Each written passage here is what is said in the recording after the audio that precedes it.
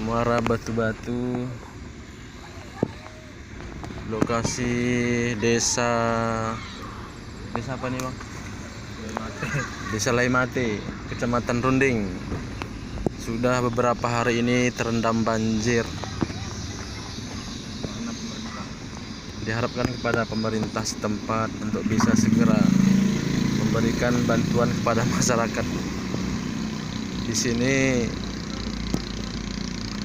karena kalau kita lihat banjirnya sangat tinggi, mencapai 50 cm.